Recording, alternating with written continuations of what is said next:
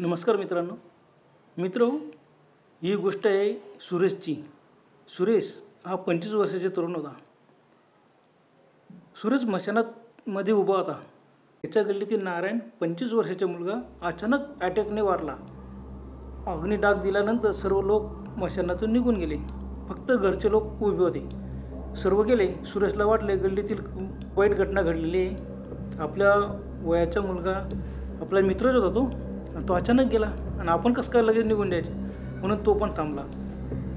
जे लगेच वापस जाणं बरोबर नाही.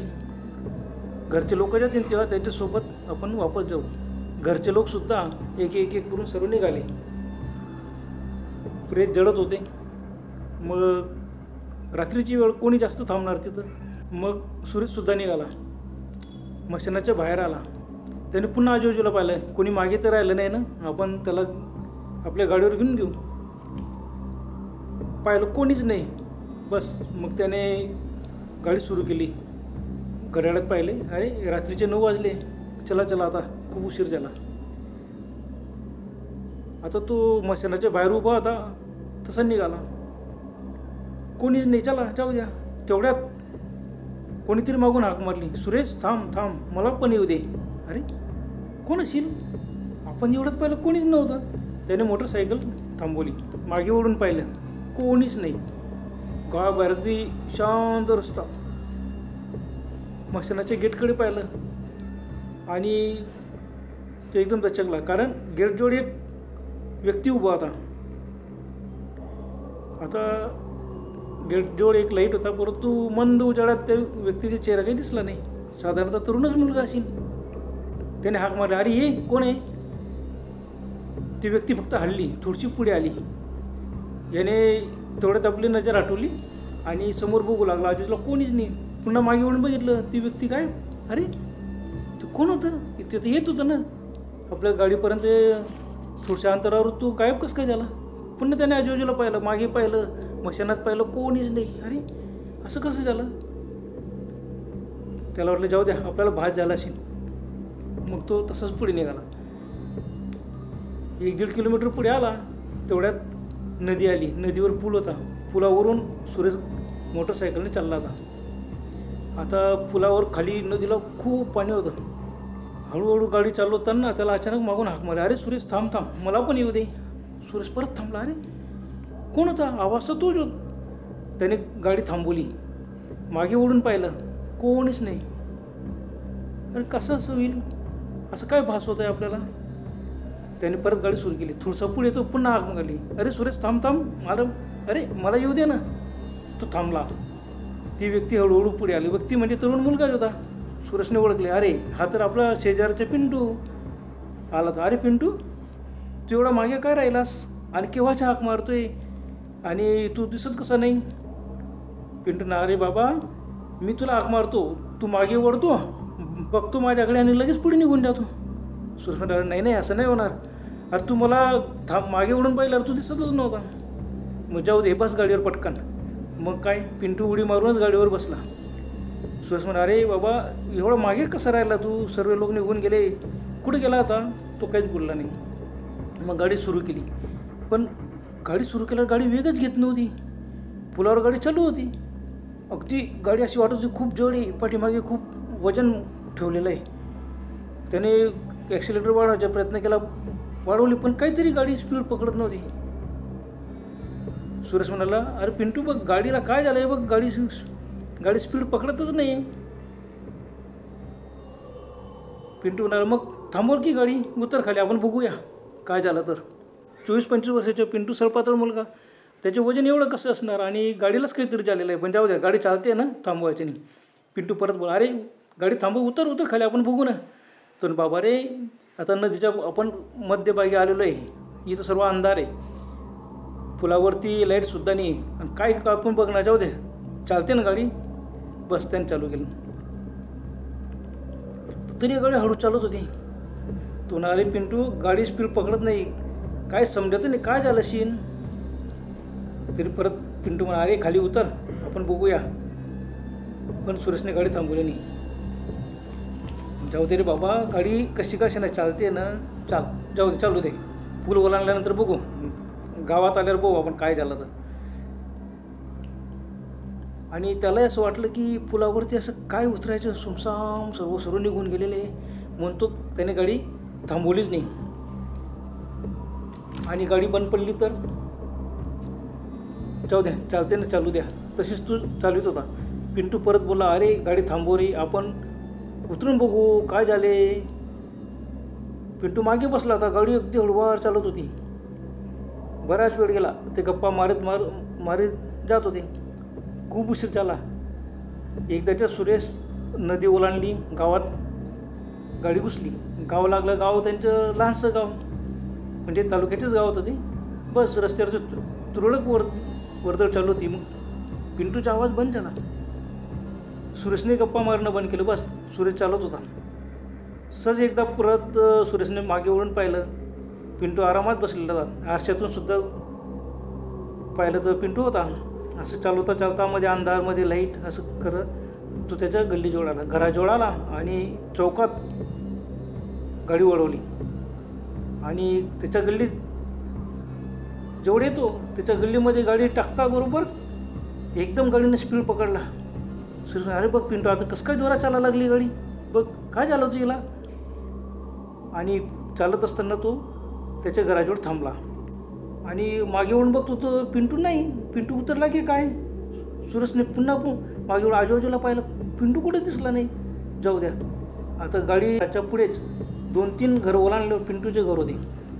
सहज तिकडे पाहिलं तर पिंटूचे घरचे लोक बाहेर होते. गल्लीत बरेच लोक बाहेरच होते, बाहेर उभे होते. कोणी आंघोळी करत होतो, काही करत होती, कारण सर्व मशानातून सर्व वापस आलं ते. आणि पिंटूच्या अंगणात पिंटू आंघोळ करत होता. अरे बापरे, असं कसं झालं. सुरेश एकदम दचकलाच. तो तसंच पिंटूजवळ गेला.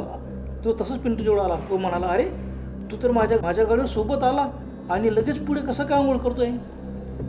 पिंटूने आश्चर्याने सुरेशकडे पाहून पाहिले. तो सुरेशला म्हणाला, अरे मी तर 15-20 मिनटापूर्वी येऊन गेलेलो आहे, असं कसं म्हणतो तू, आंघोळ आता करतोय. पिंटूच्या घरचे लोक सुरेशकडे आश्चर्याने पाहू लागले. ते म्हणाले, अरे बाबा पिंटू केव्हाचा आला, बाहेरच उभा होता तो, मग त्याला आंघोळीला पण आता आंघोळ करतो, त्याच्या आंघोळ झाली. बस पिंटू तसं आंघोळ पूर्ण केली, घरात गेला. सुरेशला दरदरून घाम फुटला. हे असं कसं झालं. तो लगेच मागे आला. बस त्याच्या घरी आला. अंगणात त्याचे घरचे लोक बाहेर आले सुरेशच्या गाडीचा आवाज ऐकून. मग तो काहीच बोलला नाही. त्यांनी सांगितलं, काय झालं तू, तरी तो काहीच बोलला नाही, तसंच बाहेरच थांबला. मग घरच्या लोकांनी त्याला पाणी वगैरे आणलं. अशी पद्धत असते की घरात न घुसता बाहेरच अंगणात आंघोळ कराय. कुणाच्या अंगणात मोरी असतं फ्लॅटमध्ये, कुणाचं सरळ अंगणाचं आंघोळ करतं. रात्रीची वेळ 10:30-11 झाले असतील. सुरेशला सरांनी विचार, काय झालं. सुरेश काहीच बोलला नाही. मुकाट्याने आंघोळ केली. मग घरात आला आणि विचारले, काय झाले. मग त्याने सांगितलं की पिंटू माझ्यासोबत आला होता, अगदी गल्ली लागली आणि गाडी जोरात चालायला लागली, तोपर्यंत तो मागे होता. माझ्याशी गप्पासुद्धा मारल्या त्याने. आणि गल्ली लागल्यावर एकदम गाडी हलकी झाली आणि पुढे येऊन बघतो तर पिंटू आंघोळ करतो. तो म्हणतो, मी गाडीवर बसलो नाही. मग कोण बसलं होतं. पण पिंटूच होता ना माझ्याशी. किती गप्पा केल्या त्याने. सर्वांना वाटलं असं कसा भास होणार. जाऊ द्या. मग तसंच सुरेश कसं तरी थोडंफार जेवण केलं आणि झोपला. पण कशाची सुरेशला झोप लागेल. रात्रभर सुरेश जागा होता. सकाळी त्याने पाहिलं 3-1 वाजले असतील आणि अचानक मग त्याला डोळे लागले आणि गाढ झोपी गेला. 9 वाजता सुरेश उठला.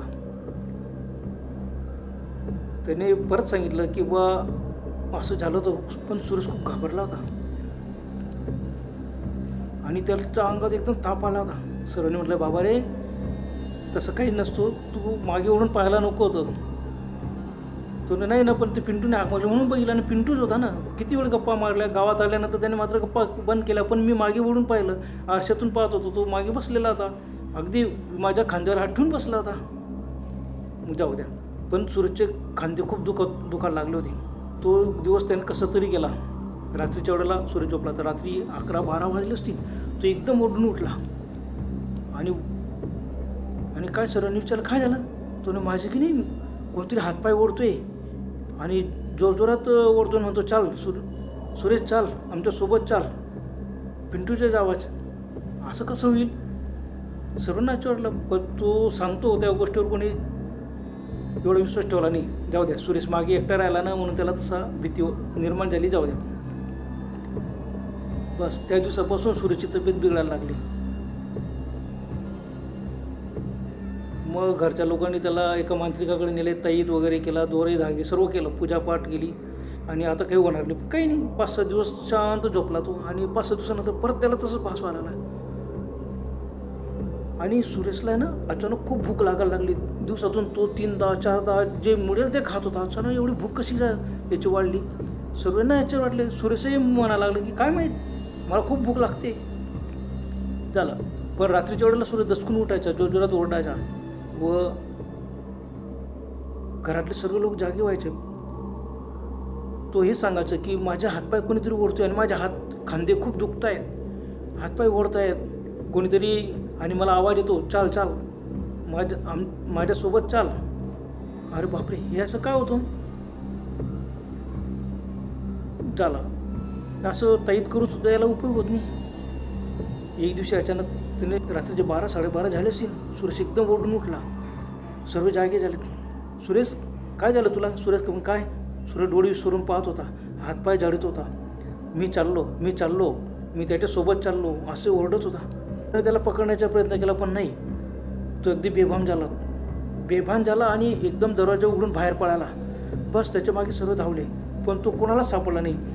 गल्लीतील 5-6 लोक मग मोटरसायकल काढली. सुरेश गेला त्या दिशेने सर्व पळाले. काही पायी पळत होते, काही मोटरसायकल. पडता सुरेश दिसला. बस सुरेशच्या मागे गाडी पळवत आहे आणि तो पुढे पडतोय. सर्वांना अरे बापरे, इतकं काय? तेवढंच तो पडत नदीच्या पुलावर आला. आता नदीला भरपूर पाणी होतं आणि तो पुलावरून पडत होता. सर्वांना समजलं सुरेशच्या अंगात भूत घुसलेलं आहे आणि ते मशानातच जाईल. बस काय, जोरात मोटरसायकली सर्वांनी आणल्या पण त्याला घेरलं. आता त्याला पळायला जागा नाही. सर्व घाबरले आणि फटाफट त्यांनी उतरले. अरे सुरेश थांब. पण सुरेश कसं? त्यांनी सर्वांनी त्याला पकडण्याचा प्रयत्न केला. सर्वांना त्यांनी हिसका दिला आणि धूम पळत सुटला. आणि धावता सर्वांनी परत गाडीवर बसले, पुन्हा त्याच्या मागे धावले. पण कसं काय? अचानक त्याने पाहिलं की हे गाडीवर मागे येत आहेत. मागे ओढून पाहिलं आणि डायरेक्ट नदीतच उडी मारली. व बापरे, रात्रीची वेळ, आता काय करायचं? सगळ्यांनी गाड्या थांबवल्या. पाहिलं मोबाईलचं टॉर्च होतं, कोणाजवळ बॅटरी नाही, काही नाही. तसं बघत होतो पाण्यात. कोणाची हिंमत? एवढ्या अंधाऱ्यात रात्री 1 वाजला होता, कोण पाण्यात होती? तसेच सर्व घाबरले. बस गल्लीतले खूप लोक गोळा झालेत. मोटरसायकल सर्व पळत आले होते की सुरेशला काय झालं. आणि मग पोहणाऱ्या लोकांना बोलवलं पण खूप उशीर झाला होता. एवढ्या रात्री कोण पाण्यात उडी मारीन? खूप पाहिलं, काही नाही. मग सर्व नदी किनार धरून गेले. पण काही पोहणारे आले 5-7 लोक, त्यांनी तसे अंधाऱ्यामध्ये उडी मारली. पोहता त्यांना कुठंच काही सापडला नाही सुरेश. बस त्यांनी 1-1.5 तास खूप प्रयत्न केला. बरंच अंतर पुढे गेले. नदीच्या दोन्ही किनाऱ्याला लोक धावत होते पण कुठंच काही दिसत नव्हतं. बॅटरी काय घेऊन धावलेत, काहीच उपयोग झाला नाही. काय करणार? रात्रभर ते नदी किनार शोधत होते. बराच पुढे गेलेत. रात्रभर तो कुठंच सापडला नाही.